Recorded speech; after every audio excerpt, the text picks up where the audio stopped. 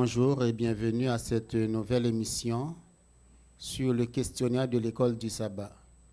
C'est une émission qui est gérée par deux départements, celui de la communication et de l'ECOSA de l'Église adventiste de Gatineau. Ce trimestre, nous étudions le grand conflit. Et pour vous présenter cette émission, nous sommes 4. Daniel, Mathieu, Marie et Willer qui vous parlent. Alors, nous vous souhaitons d'avoir une belle étude avec nous, revoir les notions qu'on a étudiées, écouter un point de vue différent de ce que vous avez peut-être déjà entendu. Et si vous avez des commentaires, surtout, n'hésitez pas à nous retrouver. Et les adresses seront inscrites bientôt au bas de l'écran. Sans plus tarder, nous allons commencer par la prière. Elle sera faite par Daniel. Père Céleste, nous te disons merci. Tu nous donnes une fois de plus l'opportunité de nous asseoir à tes pieds pour étudier ta parole. Nous te demandons, s'il te plaît, d'ouvrir notre intelligence à l'aide de ton Saint-Esprit pour que nous puissions comprendre, appliquer dans nos vies et partager avec ceux qui ne te connaissent pas. Et qu'ainsi, bientôt, mais très bientôt, Jésus-Christ reviendra pour nous prendre avec lui dans la félicité éternelle. Nous t'en prions ainsi au nom de Jésus. Amen. Amen. Nous allons rapidement passer aux présentations. Bonjour Marie. Bonjour Willer. Qu'est-ce que tu peux nous dire de toi? Je suis Marie Thériault, je suis québécoise de naissance, j'ai toujours demeuré au Québec. Et puis, ça fait déjà 36 ans que je suis dans l'Église adventiste et que j'étudie particulièrement la parole avec grand intérêt et grand amour.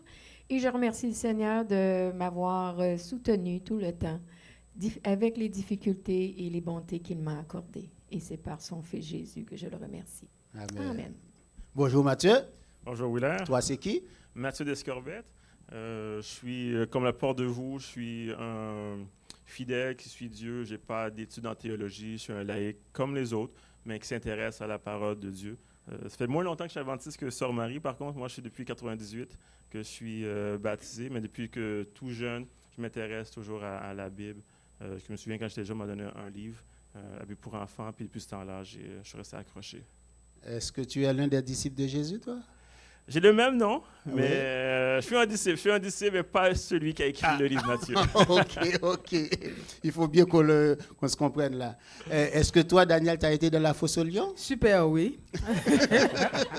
Tous les jours, j'invite d'autres personnes à venir voir ce qui se passe dans la fosse aux lions parce que les difficultés de la vie, c'est notre fosse aux lions à nous. Mais quand même, Dieu fermera quand même la gueule des lions. Amen. Oui.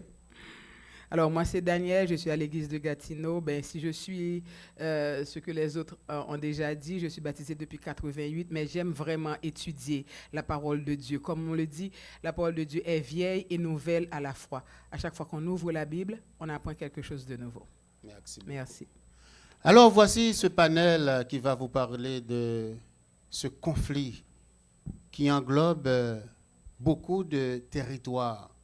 Présentement, il y a plusieurs endroits sur Terre où la guerre sévit. Mais la guerre, le conflit, c'est quoi d'après vous autres?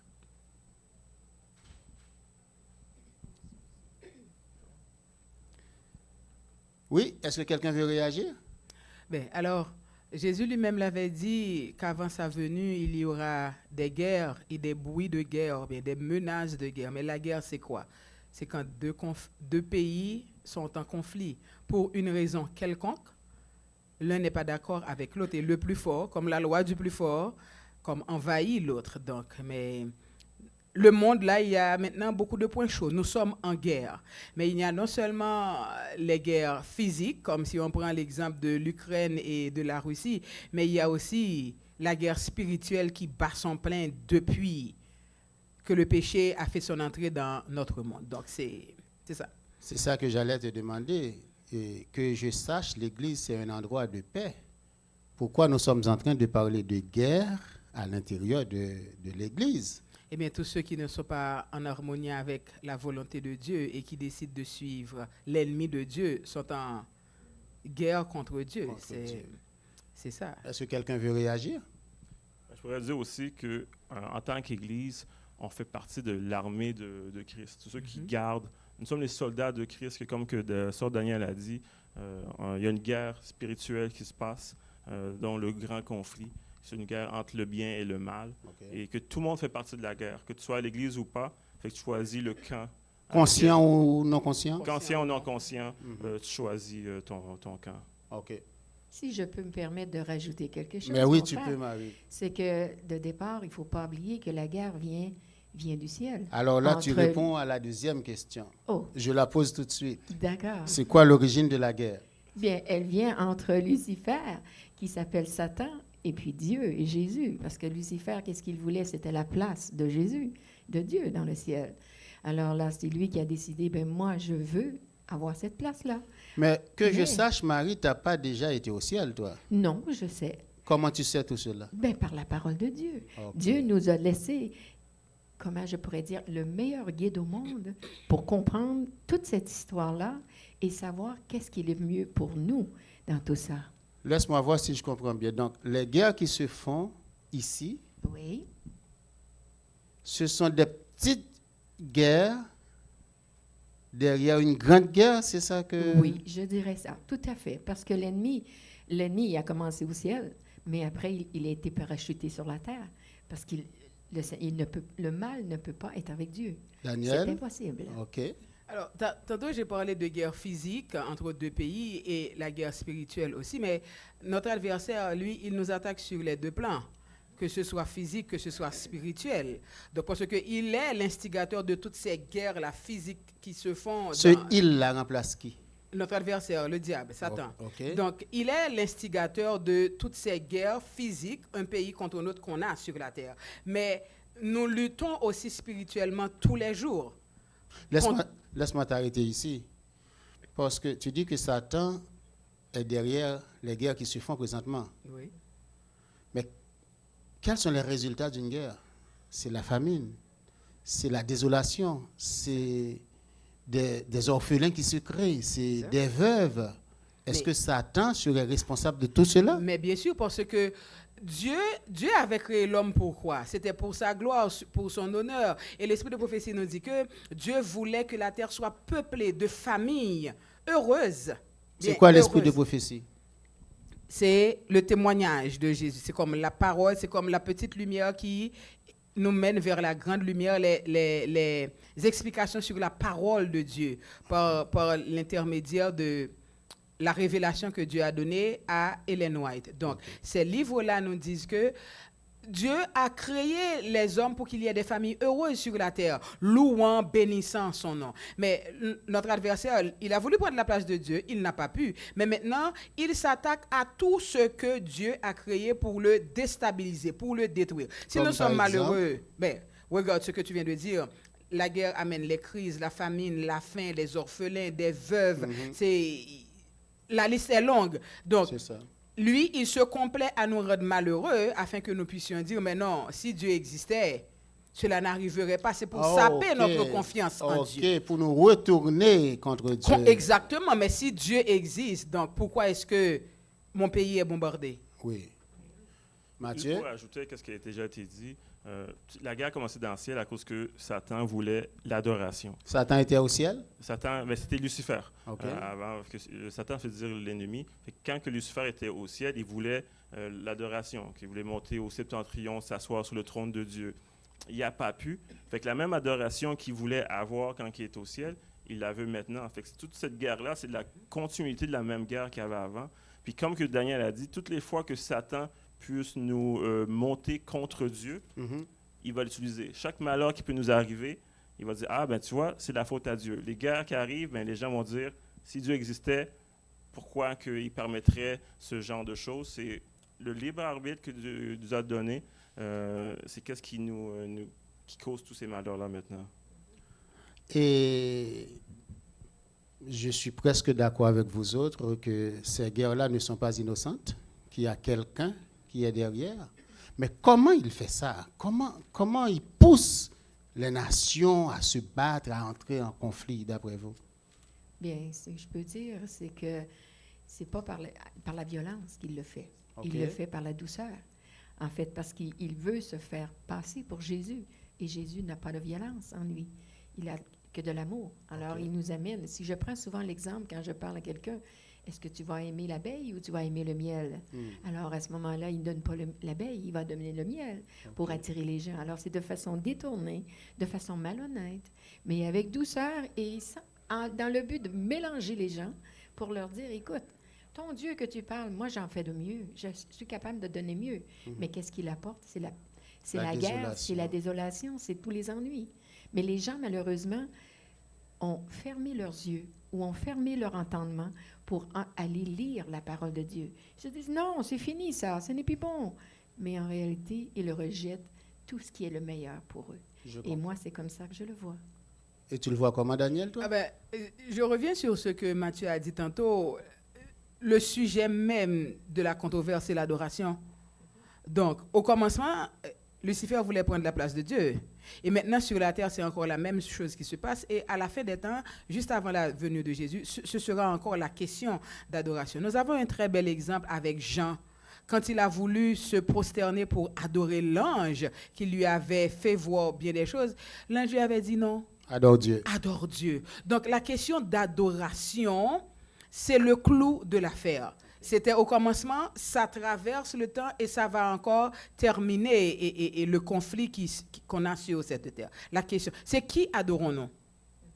Quel Dieu servir entre l'amour et l'égoïsme? Parce que ces deux chapitres de la vie sont soumis à deux chefs. L'amour, ça vient de Dieu. Dieu est amour. Et il n'y a pas de mal en Dieu, comme tu viens de dire, Marie. Mais de l'autre côté, il y a l'égoïsme. Est-ce qu'on est tout amour, tout égoïsme, ou on a un mélange des deux? Si on peut me permettre, je crois que au début, Adam est né de l'amour. Mais nous, à cause du péché, comme David a dit, ma mère ne m'a conçu dans l'iniquité. Fait qu'on on est égoïste. Et c'est pour ça qu'il faut naître de nouveau pour revenir à notre état premier. À notre état premier. C'est pour ça qu'il faut, comme dit, chaque jour, on porte sa croix. Et qu'il faut se sacrifier nous-mêmes pour laisser vivre. C'est un combat continuel. Il ne faut pas laisser, si tu veux, nos penchants prendre le dessus pour que l'amour puisse gagner, prendre le dessus. Est-ce qu'on peut être catégorique et dire si tu as de l'amour, tu es enfant de Dieu, si tu es égoïste, tu es enfant du diable? Est-ce que c'est comme ça que ça fonctionne? Je ne pense pas, non. Parce que, je veux dire, c'est sûr qu'on a tous, malgré tout, étant donné d'être nés malheureusement dans une terre de péché à cause de Satan, nous avons tous développé l'égoïsme. Mais une personne peut être égoïste, mais aussi peut se transformer. Tout dépendant si elle laisse aller son cœur et son âme vers le Seigneur. Et là, à ce moment-là, le Seigneur, parce que ce n'est pas nous. Nous, on est incapables de se transformer. Mais si on se laisse entre les mains de Dieu, Dieu nous transforme à son image et à sa ressemblance. Et c'est de là que l'on obtient après la liberté, si on peut dire, et qu'on peut dire qu'on est amour avec Dieu. Mais rien n'empêche que l'ennemi, il est là en permanence, et le péché aussi est là en permanence sur cette terre. Vous vous rappelez de... Oui, tu voulais dire quelque J'allais chose? dire comme égoïsme et amour, c'est comme ces deux mots se repoussent. Et dès qu'on a l'égoïsme dans son cœur, on s'en va vers l'orgueil également. Et Dieu dit qu'est-ce qu'il fait? Il fait grâce aux humbles, mais il résiste aux orgueilleux. Donc, il nous faut... Si nous trouvons les traces de l'égoïsme en nous, c'est sûr que nous en avons chacun une dose, mais ça dépend. Il faut faire baisser la dose pour remplacer ça par l'amour. Donc, c'est ça. Pour que nous soyons vraiment à la ressemblance de notre Père qui est amour lui-même. Merci, Daniel. Je me rappelle une histoire que Jésus a racontée. Les enfants la connaissent sous le thème « Le bon samaritain ». C'est un homme qui descendait de Jérusalem à Jéricho, n'est-ce pas? Puis au beau milieu de la route, il s'est fait attaquer. Et ceux qui l'avaient attaqué n'avaient pas d'amour, c'est ça qu'on dit là. C'est ça qu'on est en train de dire. Les brigands qui l'avaient attaqué. Il leur manquait effectivement d'amour. Ils ont manqué d'amour. Et il passait un prêtre qui passait outre. Lui, c'est quoi, l'amour, l'égoïsme ou quoi, le prêtre? C'était quoi son problème? Son problème. Il n'a pas regardé l'homme qui était par Non, terre. c'est ça. Il ne pensait qu'à son bien-être à lui. C'est un égoïste. Oui, d'une certaine façon. Parce Donc, que c'était son statut qui était plus important. alors je vais vous emmener sur un terrain glissant. Est-ce qu'on peut trouver des égoïstes à l'église? On peut en trouver partout. C'est l'humain. C'est l'humain. Oui, à l'intérieur de l'Église, on a des humains. Jusqu'à ce qu'on soit transformé, comme Matthieu a dit? Ben, bien sûr. Ah oui, je comprends. Et puis celui qui a manifesté l'amour, qu'est-ce qu'il a fait? Vous vous rappelez? Il l'a pris sur sa monture et il l'a amené à l'autel. Mais il ne le connaissait pas. Aucune importance. Oh. Notre devoir, c'est qu'est-ce que Jésus a fait? Il est venu mourir sur la croix pour nous. Alors, il ne nous connaissait pas. OK. Et pourtant, il est mort pour nous sauver. Alors, qu'est-ce qu'on doit faire? Nous, en revanche, si quelqu'un est dans le malheur, on doit l'aider, qu'on le connaisse ou qu'on ne le connaisse pas. Si nous attendons de connaître les gens pour les aider, on ne va aider personne. OK. Oui. Mais quand même, alors, je riais tantôt dans mes pensées, ces personnes-là avaient de l'amour, oui, mais juste pour elles-mêmes. Oui, Ok. c'est juste le moi. Mais cet amour ne jaillissait pas au dehors. Cet amour n'était pas partagé. C'était juste ça pour moi-même. Ils ont attaqué l'homme pour prendre ce qu'il avait pour eux-mêmes. Mais ils ne se souciaient pas de la vie de l'homme, ce qui lui arriverait après. Ok. Oui, donc c'est... Oui, Mathieu? Pour dire que dans la parole du Samaritain, tous les autres qui sont passés, on peut dire en fait qu'il était égoïste. Parce que quand tu aides quelqu'un, tu dois donner ton temps. Puis ce temps-là, tu l'auras jamais. Fait qu'il faut dire que pour aimer, il faut que tu sois désintéressé. C'est-à-dire que nous, des fois, on va aimer nos enfants, on va aimer ceux qui sont proches de nous, nos amis. Nos amis peuvent nous le rendre. Nos enfants, plus tard, ils vont nous le rendre. Puis c'est nos enfants. Fait que c'est pour ça qu'on les aime de façon C'est nous autres. intéressée. C'est un prolongement de De nous-mêmes. façon intéressée, mais l'amour est désintéressé. L'amour ne va pas s'attendre à recevoir quelque chose en retour. L'amour ne va pas s'attendre à ce qu'il soit glorifié pour dire « Ah, Mathieu a fait ça. Mathieu, tu es très gentil. Hein? » Non, je ne l'ai pas fait pour l'amour. Je l'ai fait pour le donner, pour que mon égoïsme, mon ego soit glorifié. Mais par l'amour, on veut glorifier Dieu. Donc, pour fermer ce thème, l'amour ou l'égoïsme, quel Dieu choisir. Donc, on a comme une bataille, une guerre, hein? Oui, effectivement. Et l'égoïsme doit être combattu. Oui, totalement. N'est-ce pas? Oui. Oui. Il n'y a pas quelqu'un qui soit pur amour et un autre qui soit pur égoïste. Voilà. Donc, on doit avoir plus d'amour que d'égoïsme quand même. Oui, je suis d'accord avec toi. Arriver à éradiquer Oui, l'égoïsme. parce que- À entièrement. éradiquer Parce l'égoïsme. qu'on n'entrera pas au ciel avec de l'égoïsme. C'est ça, Non, c'est sûr. voilà. OK. Maintenant, l'évangile, c'est une belle chose, on s'entend. La parole a été prêchée. Mais il y avait comme une cassure, une coupure. Les adventistes parlent de mars 321 avec la conversion de Constantin. Et on se plaît à dire qu'il a changé le jour d'adoration. Originellement, c'était Le samedi. le samedi, et puis Constantin a dit... Le dimanche. oui, ça va être le dimanche, au nom du Dieu soleil, de Sunday, comme ils disent en anglais. Et puis, l'Église a perdu son cap, n'est-ce pas? Oui. Et puis, du Dark Age, le Moyen-Âge, cette longue période de persécution religieuse, c'était le moment où l'Église était à son plus bas, non? Oui, effectivement. Les chrétiens étaient pourchassés, on les donnait en pâture aux lions, etc., etc. Ce sont des cruautés qui se faisaient.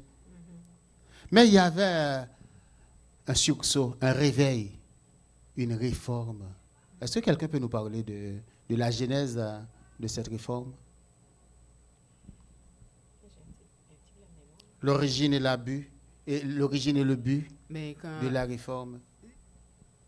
on peut prendre en premier l'exemple de Martin Luther, mais d'abord, si on parle des indulgences de l'Église catholique, tout ce qui s'y faisait, tout ça, c'est comme payer pour recevoir le pardon de Dieu, plein de choses comme ça. Donc, et quand Dieu a ouvert les yeux de Luther pour lui faire comprendre que le salut ne s'obtient que par grâce, et cette vérité-là qu'il qu'il a accepté et qu'il a voulu la partager avec d'autres personnes. Les choses n'ont pas été faciles pour lui. Donc, c'est là qu'on a eu toute, disons, l'escalade de tous les événements qui se sont passés, parce qu'il fallait qu'il dise au plus de gens possible que vous n'avez pas à payer. C'est pas comme ça que ça Non, fait. ça ne se passe pas comme ça. Ok, je Jésus comprends. a déjà...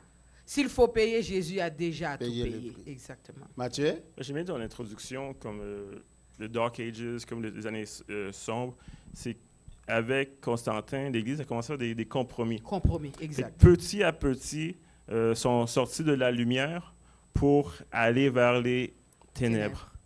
Mais à certains moments, toujours les Vaudois qui ont gardé certaines choses. Mais maintenant, Dieu a voulu les ramener vers la lumière. Fait que petit à petit, il a sollicité des gens pour les ramener. Il y a eu, Quel genre? il y a eu Wycliffe, Jean Hus, Jérôme. Tous ces gens-là ont petit à petit découvert des nouvelles vérités, des vérités qui existaient déjà, mais qu'ils ont ramenées. Puis ces gens-là ont payé le prix de leur vie pour ramener à la lumière. Que la lumière, c'est encore une fois, c'est une question d'adoration. C'est connaître c'est qui le vrai Dieu et c'est qui qu'on doit adorer et de quelle façon. Alors, si nous comprenons bien, si nous voyons bien ce que dit la leçon, on peut combattre la vérité. On peut se liguer contre la vérité. Les martyrs, comme on peut avoir toute une panoplie de martyrs, mais on ne pourra jamais éradiquer la vérité. Non. Parce que à chaque fois que peut-être plusieurs de ceux qui prônaient la vérité ont subi le martyre, Dieu va en susciter d'autres. Parce que Le sang des chrétiens est une semence. semence, exactement. Oui, oui, oui, oui. J'ai étudié ma leçon aussi. Et les réformateurs, là, vous m'avez parlé de Jean Hus, de Jérôme, de Martin, de Calvin, c'est ça? Mais ils ont tous connu une fin tragique. Malheureusement, oui. C'est quoi le message pour nous aujourd'hui? Est-ce que moi, je vais me présenter comme réformateur et finir au bûcher? Tous ceux qui veulent vivre pieusement en Jésus-Christ seront persécutés d'une façon ou d'une autre. OK. Tu peux ne pas mourir en martyr, on ne le souhaite pour personne, mais dans ta vie, tu devras témoigner. Et c'est tout un chacun devra témoigner pour Dieu, pour prendre position pour la vérité, pour dire que voici ce que Dieu demande dans sa parole. Oui. Si je peux ajouter, Jésus est mort pour nous. Il n'avait rien fait, OK. alors il est mort en martyr. Nous aussi, si on le suit, il nous a dit, portez votre croix. Vous aurez probablement à subir des affronts, des différentes difficultés. Ça ne veut pas dire que vous aurez exactement comme moi, mais vous aurez des difficultés. Mais pour les passer au travers, venez à moi et je vous aiderai à passer au travers. Je comprends. Mais est-ce que dans vos têtes, là, dans vos pensées, on ne sait pas comment la cause va se terminer, ça, on s'entend. Non. On ne sait pas. Mais est-ce que ça ne peut pas finir au martyr? On ne le sait pas. On ne le sait pas, mais Dieu le sait. Mais la seule chose qu'il dit, viens à moi. Serais-tu prête, toi? Présentement, je vais dire non. OK. Mais je vais dire, Seigneur, aide-moi. Ça fait partie de Si mes c'est là prières que tu dois régulières. passer. Si je dois passer là, donne-moi la force et l'énergie que toi seul peux me donner, parce que moi, je ne l'ai pas. Mathieu? Et moi, je pense que je dirais que la seule façon qu'on peut se préparer au martyr, c'est avoir la foi de Jésus, comme c'est dans les différentes leçons, puis avoir le Saint-Esprit. Parce que si c'est Jésus qui vit en toi, on parle de l'amour et de l'égoïsme, si on arrive à retirer le moi pour laisser vivre Jésus, mais Jésus a déjà vécu la mort. Fait qu'il n'y aura pas peur de la mort. Tu comprends? C'est pour ça que quand on lit, par exemple, Tragédie des siècles, tout ça, et puis qu'est-ce qui, moi, me donnait de l'espoir, puis certain courage, c'est quand que je disais que ces gens-là allaient sur le bûcher, la tête haute, sans la peur. Il chantait? Ils chantaient. Fait que je me dis, ben, si ces hommes-là, on peut le faire, ben, je me dis, autant voulu, si c'est à moi d'arriver, mais Jésus va me donner la force. Que quand on lit que Jésus l'a fait, ben, tu dis, oui, mais Jésus, c'est le Fils de Dieu. Okay. Tu comprends? Mais là, tu vois que des hommes, eux aussi, on peut avoir la foi de Jésus. Ça te donne un certain courage pour dire, si on espère que ça, on n'aura pas arrivé là, mais si ça arrive là. OK. Nous sommes en 2024 jusqu'à présent. Le 22 juin, si je ne me trompe pas. Oui. Aujourd'hui, la vérité est oblitérée. Oui. Elle est galvaudée. On entend des choses qu'on n'aurait jamais cru entendre. Il y a des gens qui y croient.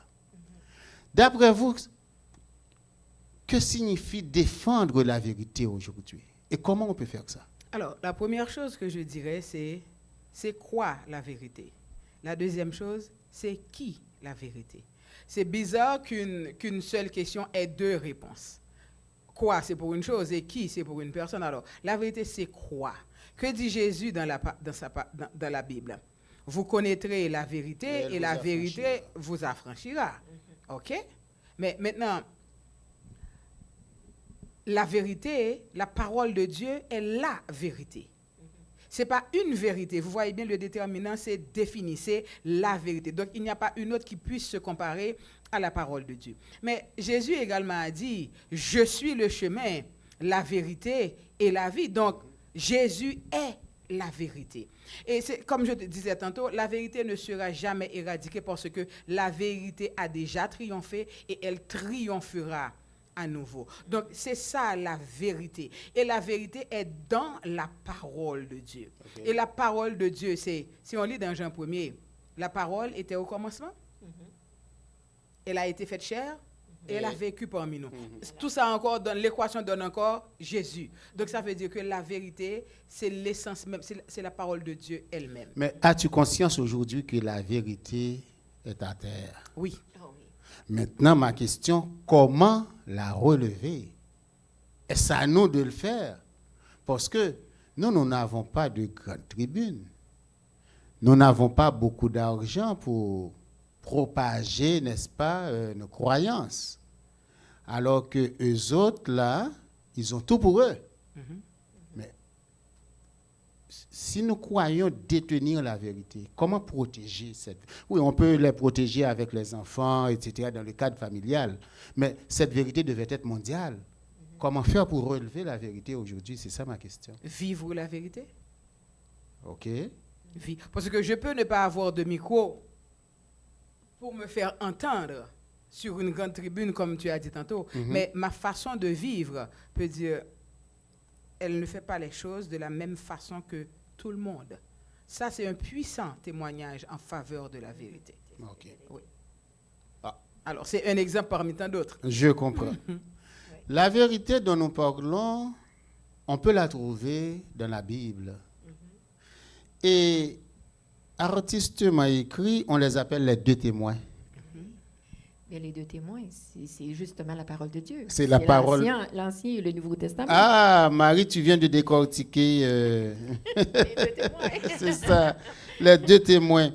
Et je sais qu'ils avaient été attaqués, qu'ils avaient laissé sur la place publique pendant 3 ans et demi, après un esprit venant de Dieu les avait permis de reprendre vie. Mais comment ils agissent aujourd'hui, les deux témoins? Ils agissent comment? Est-ce qu'ils sont encore morts? Non, ils sont en vie. Ils sont en vie. Ils sont en vie.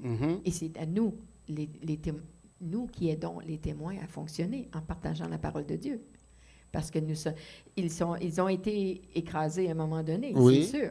Mais ils sont revenus à la... Comment on dit, ils ont été ressuscités, si je peux dire comme ça. Ben oui. Et là, à ce moment-là, nous, on continue. Et c'est les membres de l'Église, c'est nous qui devons la partager, la parole, à tout alentour de nous, à tout et chacun. Que ce soit non seulement la famille, mais les amis et les autres à l'extérieur. Mais en partageant la parole, Marie, quelqu'un pourrait te dire, mais la Bible, c'est un livre ancien, il est vieux, il est suranné. Comment peux-tu croire encore en ces choses? Bien, si depuis le temps qu'il vit ce livre-là, comment se fait-il? Il a passé au feu et il est encore là. Ah. Alors, tu vois, il est toujours actuel, finalement. Suranné, mais actuel. Exactement. Difficile à comprendre. Oui. OK. Les deux témoins vivent encore. Oui. Mais on dirait qu'ils ne sont pas au premier plan. Non. Comment espérer que les deux témoins vont réoccuper la place qu'ils avaient au départ? C'est-à-dire, quand c'est Dieu qui parle, quelqu'un va dire « Je me courbe devant la puissance de Dieu ». Vous comprenez ma question? Oui. Oui. Donc, Mhm. J'aime bien l'exemple des Vaudois du Piémont, hein, quand ils ne pouvaient pas, comme pendant, pendant cette période de ténèbres où chacun n'avait pas droit à la Bible comme ça, ce qu'ils faisaient, ils étudiaient des portions de la parole de Dieu. Et comme le dit Ésaïe, maintenant cette parole était gravée dans leur cœur. Donc là, même en tuant ces personnes-là, la parole de Dieu continuait et son travail. Donc c'est ça pour dire que la parole de Dieu, et la leçon nous le dit, les Écritures sont une enclume qui a déjà usé bien des marteaux. Ce n'est pas la première fois qu'on tape sur la parole de Dieu. Les marteaux peuvent se tordre, ou du moins, mais la parole de Dieu demeure. Et maudit soit quiconque attaque la parole de Dieu, parce que Dieu peut utiliser de 1001 manières pour faire rejaillir sa parole. Donc c'est... La parole de Dieu subsistera, quoi qu'on en fasse, la parole de Dieu, la vérité, ces deux témoins-là subsisteront. Voici un enfant nous est né, un fils nous est donné. On l'appellera Emmanuel, ce qui signifie Dieu. Je me rappelle que dans l'Ancien Testament, du coup, Dieu s'est pris le goût, l'envie, le désir de venir habiter parmi nous. Ils me feront un sanctuaire et j'habiterai au milieu d'eux. Que je sache aujourd'hui, ce sanctuaire n'existe plus. C'était un bâtiment démontable. À chaque endroit qu'on allait, on campait, on déployait le sanctuaire et tout. Mais où se trouve le sanctuaire aujourd'hui? Et si vous ne pouvez pas me donner une adresse pour aller visiter le sanctuaire, est-ce que cela voudra dire que Dieu n'habite plus parmi nous? Non. Le code postal. Je dirais qu'il y a deux réponses à ça, puis je vais être court. Tu as le sanctuaire terrestre qui était là. Finalement, c'était juste pour montrer c'était quoi le ministère que Jésus allait faire. Ce qui nous a aidé à comprendre les prophéties, comment tu es arrivé à 1844, qu'est-ce qu'il fait après ça. Fait que maintenant, je dirais que le sanctuaire de la Nouvelle Alliance est au ciel, que Jésus est au ciel en train de faire le jugement investigatif et faire son ministère. Mais à ta deuxième question, quelle est l'adresse du sanctuaire? Le code postal. J'aimerais te répondre, je ne vais pas dire mon adresse à moi où ce que j'habite, mais j'aimerais dire partout ce que je suis. Comme dit la Bible, dit ton corps est le temple du Saint-Esprit. Okay. Fait que idéalement, partout ce qu'un chrétien se trouverait, mais on pourrait trouver un sanctuaire, Dieu qui habite en lui. Ton corps est le temple du Saint-Esprit. Ça, c'est une parole forte, ça. Ça veut dire que je ne peux pas disposer de mon corps comme je l'entends. Exact. Il y a des choses que je ne peux pas faire avec mon corps, Exact. même s'il m'appartient. Même s'il t'appartient. Donc, Parce qu'en fait, il appartient à Dieu. en fait, il appartient à Dieu. Nous ne sommes que des gardiens. Oui. Exactement. OK. L'administrateur, si on peut dire aussi. C'est ça. Il t'appartient pour en prendre soin. Oui. Oui, voilà. Et c'était quoi la pédagogie derrière le sanctuaire? Qu'est-ce que Dieu voulait nous apprendre, en fait? Il y avait la clôture, il y avait le parvis, Oui. le lieu saint, le lieu très saint, l'hôtel des sacrifices, la cuve des reins, et puis on entre, il y avait les pains de proposition, l'hôtel des parfums. C'est quoi tout ça? C'est quoi le message, Daniel? Alors, tout ce rituel, c'est pour montrer comment un jour Dieu éradiquera cette affaire de péché. OK. Voilà. Parce que c'est un problème. Ah ben, c'est un problème. OK. Oui. OK? Donc, tout ce rituel, c'était vraiment pour montrer et comment Dieu ne supporte tellement pas le péché, mais par contre qu'il aime tellement le pécheur, il a mis tout ce rituel en place pour montrer que quand vous péchez, ne restez pas dans vos péchés. Il y a des Venez. solutions. Il y a, justement. Et il y a eu tout ce rituel depuis le désert jusqu'à ce que Jésus vienne mourir encore pour le pardon de nos péchés. Et aujourd'hui, la voie est libre. Quand nous péchons, nous pouvons nous jeter à genoux au pied de Dieu pour confesser nos péchés. Tout ça, c'est pour éradiquer le péché. Je Parce comprends. qu'un monde parfait, c'est un monde sans péché. Oui. Oui. Une chose que j'admire particulièrement sur ce sujet, c'est la Shekinah. OK. C'est quand la gloire de Dieu descendait du ciel, que tout le peuple était à genoux, en silence, Habakkuk a dit l'Éternel est dans son Saint saint temple. temple, que Oui. toute la terre fasse silence devant lui.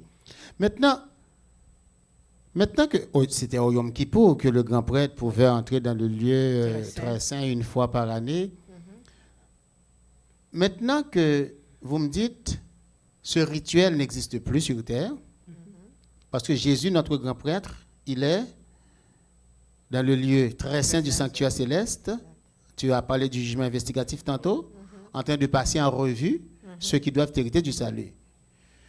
Maintenant, je sens que j'ai comme un déficit de la présence de Dieu. Cette Shekinah, cette fumée, cette gloire, est-ce qu'elle descend encore? Est-ce que je peux ressentir cette présence? Est-ce que je peux appeler Dieu sur ma maison aujourd'hui? C'est dans la parole de Dieu que tu vas retrouver ça. Uh-huh. Parce que la Bible, qu'est-ce qu'elle est là? Il nous renseigne de Dieu, mais en fait, il nous parle par sa parole. Alors, s'il nous parle, c'est là qu'on peut retrouver la Shekinah pour moi. Parce qu'à chaque fois que je me mets en symbiose, si je peux utiliser ce terme-là, avec le Seigneur en lisant la parole, je le sens sur moi. Oh, tu sens comme une présence. Oui, effectivement, par le Saint-Esprit. Ah, Mathieu? OK. Touchons un peu. Si on revient à la Shekinah, Shekinah était là. Par la suite, tu as eu Jésus qui était là, qui dit Emmanuel, comme tu as dit, Dieu est avec nous. Et quand que Jésus allait partir, était sur la montagne, il allait partir, qu'est-ce qu'il a dit aux disciples? Il dit, vous allez avoir Un consolateur. un consolateur. Mhm. Il dit, c'est comme si c'est quelqu'un pour remplacer Jésus. Voilà. C'est l'Esprit Saint qui allait venir remplacer la présence de Jésus parmi nous. Fait que, d'une certaine façon, le même esprit que Jésus était là, confiné dans son corps, mais maintenant, c'est disponible à tout le monde pour sentir la présence de Dieu. Et puis quand on regarde tous les martyrs, mais les martyrs sentaient que Dieu était avec eux. Ils avaient été dans le repos à cause qu'ils ressentaient la présence de Dieu Oui. près d'eux. Je me rappelle de la lapidation d'Étienne. Exact. Étienne a prié pour ses persécuteurs. Exact. Parlant du Saint-Esprit, il y a un chapitre qui doit se produire bientôt, c'est le grand cri. Ça va se faire après que la pluie de l'arrière-saison aura été déversée sur nous autres. Et une condition sine qua non à l'effusion de la pluie, à l'effusion du Saint-Esprit, c'est que des disciples se réunissent ensemble en prière pour réclamer cette pluie. Et après, tout le monde va partir pour porter le message qui sauve. Est-ce que vous voyez déjà en condition là de vous mettre ensemble pour prier pour que cette pluie tombe? Il le faut. Je sais qu'il le faut. Je dis, est-ce que les conditions sont propices? Est-ce que vous êtes en train de créer des conditions pour? Si nous attendons que toute l'Église se lève en un seul jour, comme un seul homme, pour le faire, c'est pas comme ça. J'analyse ma condition d'abord au regard de la parole de Dieu pour dire, mais Seigneur, je dois être baptisé de ton Saint-Esprit. Si je prends conscience, mon frère prend conscience, ma soeur prend conscience, nous prenons conscience maintenant, là, il y aura quelque chose qui va se faire. C'est à ce moment-là que nous pourrons nous mettre ensemble pour prier vraiment pour ça. Mais chacun a un travail personnel à faire d'abord pour la réception du Saint-Esprit dans sa propre vie. Parce que le Saint-Esprit peut venir là aujourd'hui comme dans l'Église et il y a des gens qui ne sont pas baptisés du Saint-Esprit. Oui. Est-ce que la personne est prête à recevoir le Saint-Esprit? Il faut que j'en sente le besoin d'abord. Seigneur, baptise-moi de ton Saint-Esprit. Baptise-nous. Moi d'abord, nous ensuite. Parce que si moi, ça ne donne plus moi, ça donne nous maintenant. Mais il faut que j'en sente le besoin personnel d'abord. OK. Oui. Parce que, de mon point de vue, l'effusion du Saint-Esprit doit être collective. Oui. Tu es d'accord avec ça? Oui. Parce que les exemples que nous avons dans la Bible, c'était dans la chambre haute. Ils étaient environ 120. Ils priaient, ils chantaient, et puis le Saint-Esprit arrivait. On va dans Actes des Apôtres, au premier chapitre. La multitude qui avait cru n'était qu'un cœur et qu'une âme. Ils mettaient tout ce qu'ils avaient en commun. Et l'Esprit de Dieu était là. Maintenant, et pardonnez-moi d'insister, c'est peut-être la dernière fois, est-ce qu'à l'Église adventiste de Gatineau, il y a des conditions propices à l'effusion du Saint-Esprit? S'il n'y en a pas, comment faire pour créer ces conditions-là? La première chose, comme je l'ai dit tantôt, c'est une prise de conscience personnelle. Ces 120 personnes qui s'étaient réunies, les disciples là, ils avaient conscience qu'ils n'étaient rien et que sans l'Esprit de Dieu, ils ne pourraient pas aller prêcher cet évangile, ce dépôt que Dieu avait laissé entre leurs mains. Il faut qu'il y ait une prise de conscience personnelle d'abord. Et ensuite, ça va être collectif. OK. Mathieu? Ben, les 100 000 à la chambre haute, ils n'ont pas été là juste pour le fun. C'est-à-dire, ils n'ont pas été là juste pour Passer du bon temps. passer du bon temps ou avoir le Saint-Esprit pour avoir le Saint-Esprit. Avant de partir, Jésus a dit, vous serez mes témoins dans la Judée, dans la Samarie. Fait que pour faire le travail, à cause qu'il était disposé à propager la parole, fait que c'est dans ce cas-là qu'ils ont eu besoin du Saint-Esprit à cause qu'il y avait un but. Fait que pour avoir les conditions pour que l'Église de Gatineau, mais il faut que l'Église de Gatineau, ben chaque personne, comme Daniel a dit, prend la décision de dire, c'est quoi mon but? Si mon but, c'est de propager la parole, et pour propager la parole, je ne peux pas le faire par mes propres moyens à moi, dans ce cas-là, on va nous tous demander le Saint-Esprit pour accomplir notre tâche. OK. On doit... Peux-tu rajouter quelque chose? Mais oui. Excuse-moi, ma voix semble me lâcher. Je pense qu'il serait important, ça serait de prier, d'aller demander l'aide de Dieu, parce que justement, moi, je prie pour l'Église, je prie pour tous les membres, et je pense que tout le monde devrait prier pour qu'il puisse avoir cet entendement qu'il vient d'être parlé, pour prendre une décision personnelle, parce qu'effectivement, c'est une décision personnelle au départ, OK. qui devient collective par la suite. OK. Mais pour aider ces gens-là, il faut la prière, il faut demander l'aide de Dieu. Entendu. Pour ça. Écoutez, le sanctuaire, l'éradication du péché, l'effusion du Saint-Esprit, le grand cri, la persécution, tout ça, c'est un cheminement vers la maison du Père. De mon vivant, j'ai déjà eu à vivre dans plusieurs pays avec des gouvernements différents. Est-ce que quelqu'un d'entre vous peut donner un avant-goût d'un gouvernement où Jésus serait le premier ministre, le président ou le roi? D'après vous, racontez-moi une journée sous ce gouvernement-là. On ne peut qu'imaginer. Oui. Imagine comment ce sera. Oui. Ben, c'est ça que je demande. Je vous demande d'imaginer, voyager là, dans vos esprits. Il n'y aurait plus de guerre, ça c'est sûr. Ah, Amen. la Amen. première chose. Oui. Première chose. Plus de morts. Plus de morts. Plus de maladies. Plus de maladies. plus de- Que plus de l'amour, douleur, la paix, plus la de joie. famine. Ah oui. Et Jésus Oui. serait avec nous en permanence. On n'aura même pas d'hôpital. Jamais. Non, on n'aurait pas besoin. On n'en a pas besoin. Non, Non. parce que Jésus est là avec Même nous. l'électricité là que tu vois, non. Non, c'est pas on Jésus. en C'est a lui pas qui va besoin. éclairer. C'est la Exactement, lumière. oui. Plus de dettes. Hein? Tout Plus le de dette, monde exactement. dans sa maison, on parle de crise de logement, C'est mais Pas maintenant, d'impôt. Non. pas d'impôt, pas Oh! de crise de logement. Tout le monde va sa propre maison bâtie de lui-même. Et quand on travaillera par contre, mais on pourra comme bénéficier les fruits de notre travail. On ne travaillera pas pour le compte de quelqu'un d'autre, Non. OK. pour que la personne nous donne une pitance après. Mais non, on pourra profiter du fruit de notre travail. J'espère que tu vas être sauvé, Daniel. Je suis sauvé et ma Amen. place est au ciel et un jour je serai avec Jésus. Amen. Toi aussi, Mathieu. Exactement. Toi aussi, Ah Marie. Oui, amen, oui. Est-ce que je vais vous reconnaître, et les techniciens qui sont là, tout Oui. le monde? Est-ce que je vais dire, hey, Mathieu, tu te rappelles de cette émission qu'on avait à Gatineau? Nous serons transformés, mais on se reconnaîtra. On se reconnaîtra. on pourra se reconnaître, oui. OK. Et puis, et si le péché, Si quoi? si le péché Quel quoi? se met en tête Si, Ah, il n'y non, aura plus. jamais. de non. revenir? Il y va- Jésus sera le détruira par le complètement souffle détruit. de sa bouche. Ah, Exact. la détresse n'apparaîtra pas deux fois. Non, Non. pas deux fois. Ah ben moi, j'aimerais vivre dans un gouvernement comme ça. Ah oui, ça va être merveilleux. OK. Prions pour. Oui. Mais avant que d'y aller, il y a le spiritisme. Ah. C'est un fléau, on s'entend. Oui. Ça touche des millions de personnes sur la terre. Mais nous autres chrétiens, c'est comme Dieu a dit à son peuple, écoute, les autres peuples adorent des idoles. Ils passent leurs enfants par le feu. Mais à toi, ton Dieu ne le permet pas. Donc le spiritisme, ça fait partie des choses que Dieu ne nous permet pas. Je suis certain que on ne va pas se mettre à genoux devant une croix ou aller consulter un médium, etc. Mais est-ce que le spiritisme peut être plus subtil? Ouais. Comme on serait là-dedans, mais sans prendre vraiment conscience.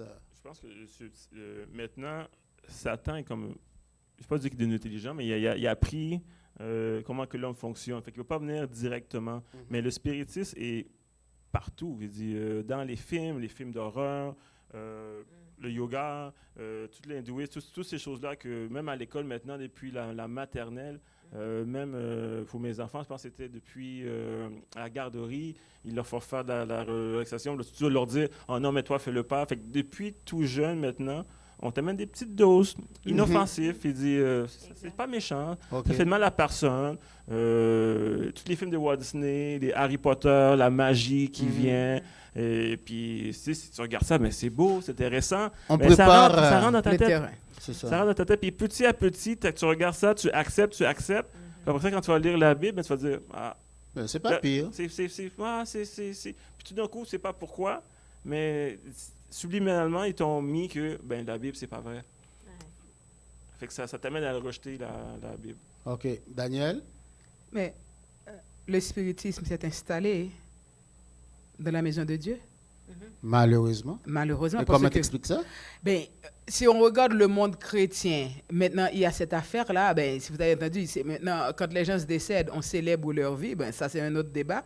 Mais sinon, on leur fait croire que la personne ferme ses yeux ici et l'ouvre de l'autre côté. Comme l'épouse du fameux pasteur là qui vient de mourir et puis on dit qu'elle est déjà au ciel. Justement, c'est comme. Mais il nous faut peser nos mots quand nous prenons la parole. Par exemple, quand on me dit que la personne est partie. Si je vous dis que demain je pars pour l'Europe, ok, vous allez me demander dans quel pays d'Europe, ok. Exactement. Mais si quelqu'un décède, on me dit que la personne est partie. Ah oui, mais pour aller où? Il faut peser les mots parce que ce sont ces petites subtilités-là et puis ça sème des graines dans l'esprit des gens. Mais il est parti, mais s'il est parti pour aller où? Maintenant, on nous fait comprendre que les gens veillent sur nous. Ah oui, quand la personne décède, la personne veille sur moi. C'est comme si nous prenons le temps de regarder, il y a tellement comme des choses qui ne concordent pas dans cette chaîne. Ou l'amoureux qui écrit à son amoureuse, tu es immortel. Exact. Mais il y a tellement de choses. Parce que c'est ça. Satan, ce qu'il fait, maintenant, comme et Mathieu l'a dit, il ne vient pas en face de toi avec la force. Okay. Il utilise... Tu allais lui claquer la porte au nez de toute Justement, façon. il utilise des subtilités. OK? C'est ainsi. Et la façon subtile, ça marche, hein? Ah oui, Ça marche. Est-ce qu'il y a une façon de nous prémunir? Oui. oui, par la parole de Dieu. Par la À parole loi et de au Dieu. témoignage, exact. OK. Moi, je ne sais pas pour vous, je suis contre les guerres, toutes les guerres. Moi, je suis un agent de paix.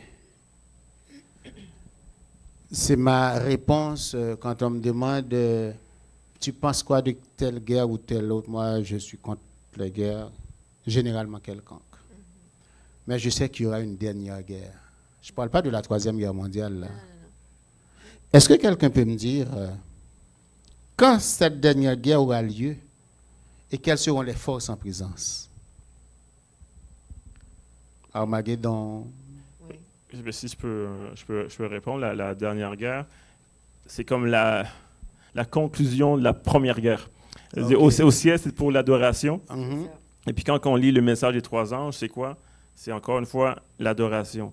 C'est la bête qui sort de la terre, qui va donner le pouvoir à la bête de la mer pour pouvoir changer les temps et pour dire, OK, maintenant, on n'adore plus le dimanche et c'est Le samedi. Non, ça n'adore plus le samedi, c'est rendu le dimanche Oui. parce qu'on sait que le sabbat, c'est le sceau de Dieu. Mhm. Hein? Fait que c'est le sabbat, c'est là qu'on dit que Dieu est le créateur. Fait qu'on veut enlever maintenant comme le fois que Dieu est le créateur. Fait que s'il n'est plus le créateur, il ne mérite plus l'adoration.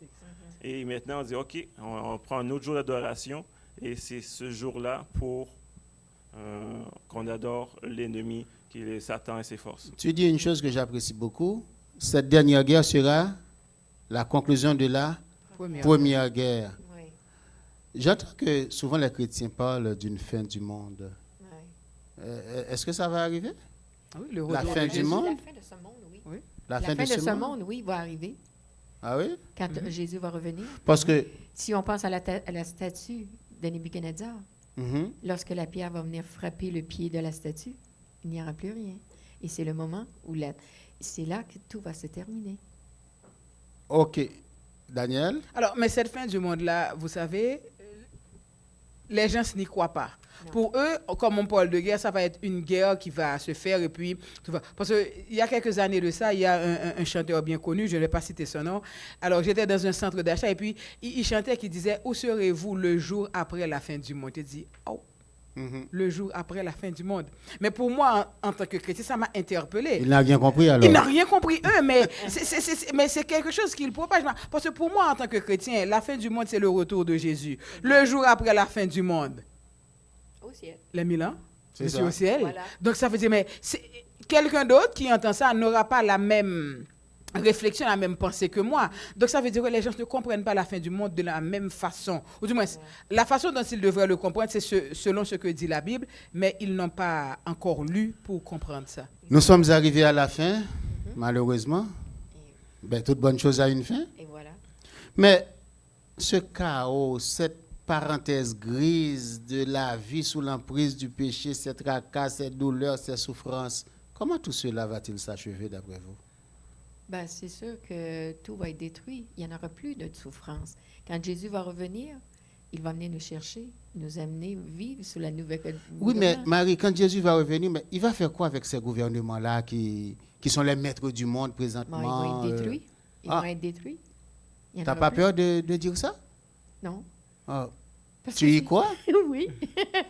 Mais c'est Jésus qui va établir son règne. C'est Oui. ça, oui. Parce que dans la statue, comme Marie a dit tantôt, il y aura, quand la petite pierre aura frappé et la statue, C'est ça. il n'y aura plus rien après. Non, Non, c'est fini. C'est là. fini. c'est Oui. fini.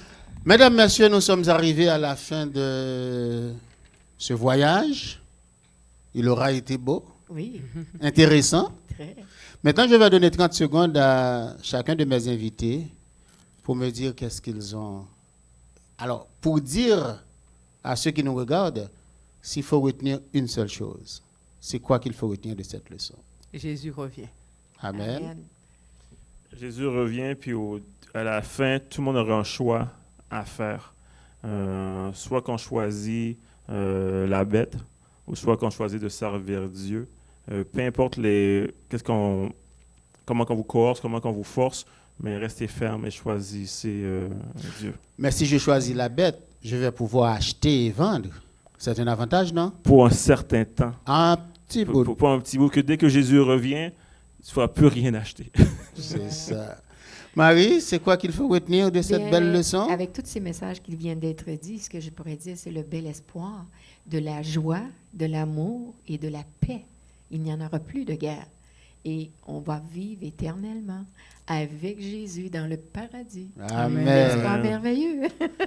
Nous remercions donc, mesdames, messieurs, Daniel, Mathieu et Marie, la technique pour ce voyage autour de cette leçon, le grand conflit. Il est venu pour nous le temps de mettre un terme à l'émission. Nous baissons la tête et Marie fera la dernière prière.